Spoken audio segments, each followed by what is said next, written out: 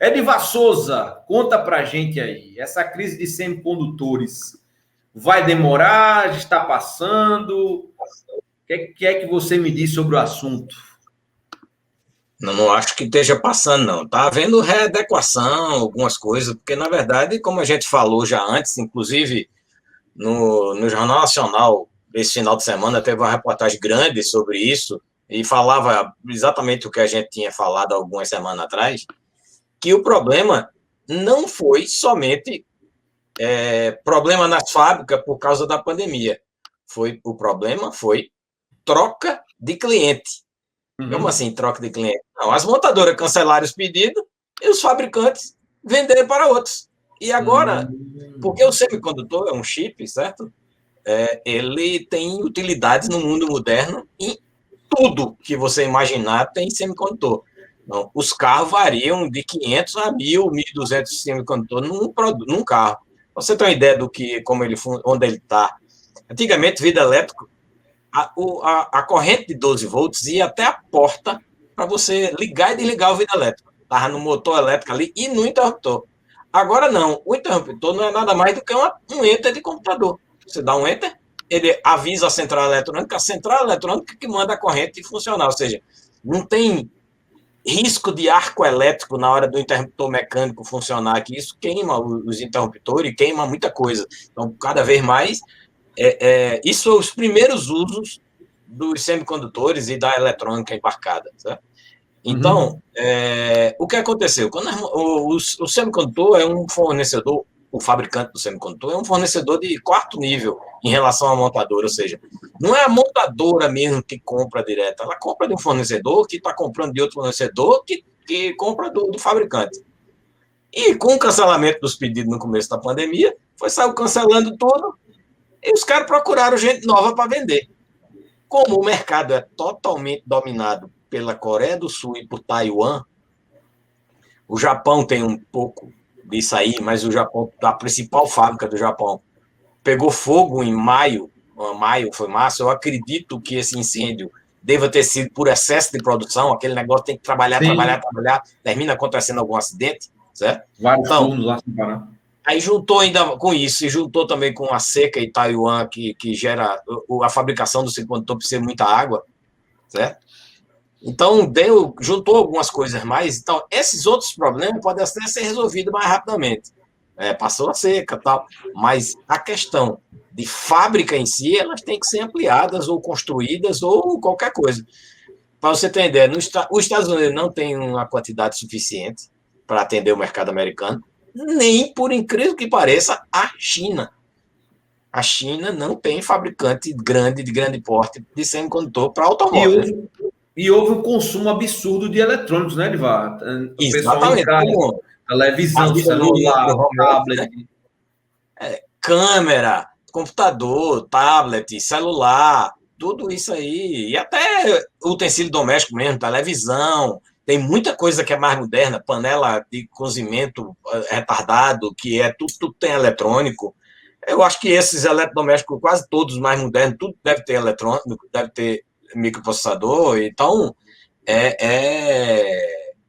o consumo deles aumentou muito, ou seja, não é uma coisa para resolver da noite para o dia. Tá? Por que a GM é mais afetada? Porque com a venda da Opel, a Chevrolet do Brasil passou a ter base de tecnologia, de design, de criação de produto no Oriente. Na China, na Coreia, certo? Não foi mais na Europa, certo? Então, a base da Chevrolet e a tecnologia, isso deve vir tudo de lá importado. E como a Chevrolet do Brasil não tem o mesmo peso de uma FCA, por exemplo, para o grupo internacional, a preferência não é delas. Então, não tem problema. Então, é uma questão interessante isso. Porque a FCA não, a FCA é Stellantis, mas a FCA principalmente, certo? Considerando a parte FCA, já que o ano passado ainda era FCA, ela representa muito para a FCA mundial, o Brasil e a América Latina. Com certeza. Então, ela tem poderio de barganha dentro do grupo. Não, eu preciso aqui, olha, eu dou lucro, viu? Lembra que eu dou lucro? Lembra que eu dei dinheiro para comprar Jeep? Me dá esse negócio aí. É verdade. Comprar Jeep, vírgula, né? A Jeep quase que foi dada de graça pelo governo americano, porque Jeep, Chrysler, tudo estava tudo quebrado depois da crise de 2008. É verdade. E por falar nisso... A própria GM passou por uma dificuldade grande, né? A GM tem, se eu não me engano, a GM ainda tem o governo americano como acionista. Tem, acho que sim. Né? Então, não significa que é um estatal, certo? Porque a Volkswagen também, o principal acionista da Volkswagen é como se fosse aqui no Brasil o governo do estado de São Paulo. É o governo do estado da Bavária, é o principal acionista da Volkswagen. Mas a Renault também, o governo francês é o principal acionista. Mas é diferente, não há ingerência. Realmente não é ingerência, os outros sócios mandam e a coisa não anda desse jeito, não, assim. Né? Mas é comum. Aí, eu voltando à crise do semicondutor, eu acredito que ainda vai demorar um pouco, sabe? Ainda vai ter muita coisa, ainda vai se perder muita produção. Para se adequar, né? Uhum. Ou os carros vão ter que voltar para trás e ficarem mais arcaicos. Aí isso que a questão principal é o custo da garantia, porque a eletrônica barateia muito a manutenção dos carros. Não é porque barateia como se as peças quando quebram são caríssimas, mas quebram muito menos, não tem nem comparação. Você imagina quantas vezes você precisa fazer regulagem de bico comparando com fazer limpeza de carburador, só para você ter uma ideia. Para falar em duas coisas basicamente mecânicas, mas que uma tem um gerenciamento eletrônico muito grande. Verdade. Mas, Odivar, o que você está falando aí o que você falou aí sobre a GM é o que a gente mais sente aqui no Brasil, né? A GM simplesmente sumiu no ranking dos mais vendidos, né? Porque a gente pensa no Onix, o Onix não aparece desde o começo que a gente fala dessa crise de semicondutores, a gente tem a impressão de que a GM aqui no Brasil foi a mais afetada mesmo, que é isso que você está falando, né? Porque depende dessa questão tecnológica da China e não mais da Europa. Como a Volkswagen Opel, também, né? Marcelo? A Volkswagen também.